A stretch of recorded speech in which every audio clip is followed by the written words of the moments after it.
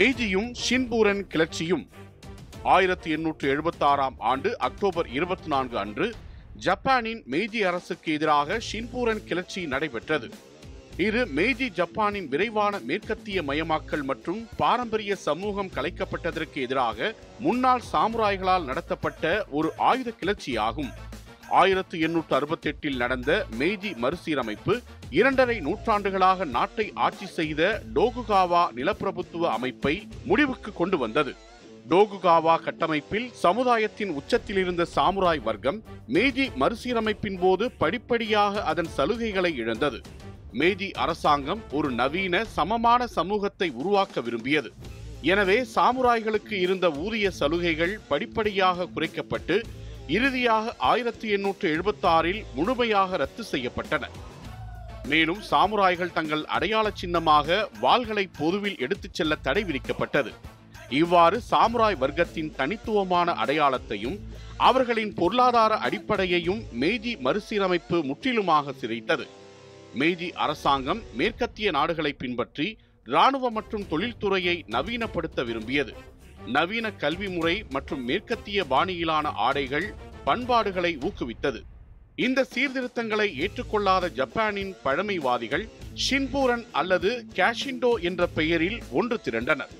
இந்த குழு ஜப்பானியர்களின் பாரம்பரிய மதமான ஷிண்டோயிசத்தை ஒரு தீவிரமான மற்றும் பழமைவாத வழியில் பின்பற்றியது. மேற்கத்திய பண்பாடு, அறிவியல், புத்த மதம் மற்றும் கம்யூனிசத்தின் எல்லா வடிவங்களையும் அகற்ற வேண்டும் என்றும் ஒரு தூய்மையான ஜப்பானிய தேசிய அரசாங்கத்தை நிறுவ வேண்டும் என்றும் அவர்கள் கூறினர்.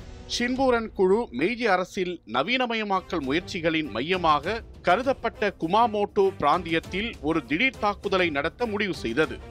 அக்டோபர் 24, 1876 அன்று அதிகாலையில் சுமார் 170 சாமுராய்கள் குமாமோட்டோவில் உள்ள முக்கிய அரசாங்க கட்டிடங்கள் மற்றும் அதிகாரிகள் மீது தாக்குதல் நடத்தினர். இந்த கிளர்ச்சியாளர்கள் மேற்கத்திய ஆயுதங்களின் பயன்பாடு தூய்மையற்றது என்று கருதியதால் துப்பாக்கிகள் அல்லது பீரங்கிகளை பயன்படுத்துவதை நிராகரித்தனர். அவர்கள் பாரம்பரிய வாள்கள், ஈட்டிகள் மற்றும் வில் அம்புகளை மட்டுமே தாக்குதலுக்கு பயன்படுத்தினர்.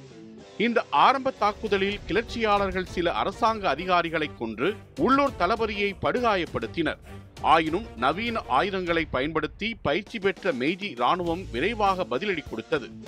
கேஷிண்டோ குழுவின் உறுப்பினர்களால் வெறும் வாள்களை மட்டும் பயன்படுத்தி துப்பாக்கிகள் மற்றும் பீரங்கிகளை எதிர்கொள்ள முடியவில்லை.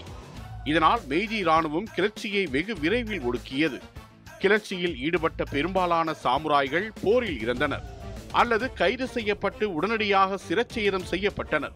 இந்த கிளர்ச்சியின் தலைவரான ஒயாமா இக்கோன் போரில் காயமடைந்த பிறகு சாமுராய் சம்பிரதாயப்படி தற்கொலை செய்து கொண்டார். ஷின்பூரன் கிளர்ச்சி மிக வேகமாக அடக்கப்பட்டாலும் அதன் விளைவுகள் ஜப்பானிய அரசியல் வரலாற்றில் நீடித்த தாக்கத்தை ஏற்படுத்தின. பின்னாளில் தோன்றிய அகிசுகி கிளர்ச்சி, ஹாக்கி கிளர்ச்சி போன்றவற்றுக்கும் சாய்கோ தகமோரியின் எழுச்சிக்கும் அடித்தளமிட்ட நிகழ்வாக ஷின்பூரன் கிளர்ச்சி ஜப்பானிய வரலாற்றில் இடம்பெற்றது.